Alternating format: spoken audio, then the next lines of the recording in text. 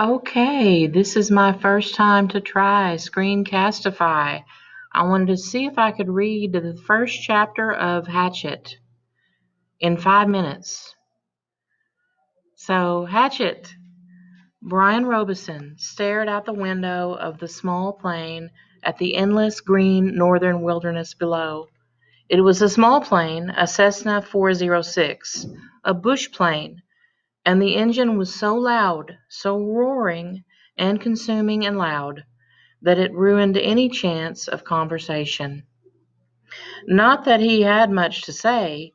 He was 13, and the only passenger on the plane was a pilot named, what was it, Jim or Jake or something, who was in his mid-40s and who had been silent as he worked to prepare for takeoff. In fact, since Brian had come to the small airport in Hampton, New York, to meet the plane, driven by his mother, the pilot had only spoken 5 words to him. "Get in the co-pilot seat," which Brian had done. They'd taken off, and that was the last of the conversation. There had been the initial excitement, of course. He had never flown in a single-engine plane before, and to be sitting in the co-pilot seat with all the controls right there in front of him, all the instruments in his face as the plane clawed for altitude, jerking and sliding on the wind currents as the pilot took off, had been interesting and exciting.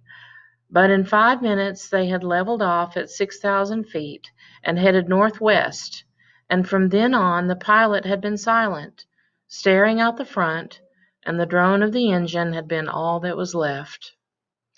The drone and the sea of green trees that lay before the plane's nose and flowed to the horizon, spread with lakes, swamps, and wandering streams and rivers. Now Brian sat, looking out the window with the roar thundering through his ears, and tried to catalogue what had led up to his taking this flight. The thinking started. Always it started with a single word: divorce. It was an ugly word, he thought. A tearing, ugly word that meant fights and yelling. Lawyers. God, he thought, how he hated lawyers who sat with their comfortable smiles and tried to explain to him in legal terms how all that he lived in was coming apart, and the breaking and shattering of all the solid things, his home, his life, all the solid things. Divorce, a breaking word, an ugly breaking word. Divorce. Secrets. No, not secrets so much as just the secret. What he knew and had not told anybody. What he knew about his mother that had caused the divorce. What he knew. The secret. Divorce. The secret. Brian felt his eyes beginning to burn and knew there would be tears. He had cried for a time, but that was gone now. He didn't cry now. Instead, his eyes burned and tears came, the seeping tears that burned, but he did not cry. He wiped his eyes with a finger and looked at the pilot out of the corner of his eye to make sure he hadn't noticed the burning and tears. The pilot sat large, his hands lightly on the wheel, feet on the rudder pedals.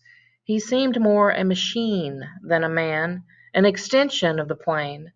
On the dashboard in front of him, Brian saw the dials, switches, meters, knobs, levers, cranks, lights, handles that were wiggling and flickering, all indicating nothing that he understood, and the pilot seemed the same way. Part of the plane, not human. And we just reached near the end of page 3. Thank you so much for staying with me. I'm going to pick up where we left off with the next video.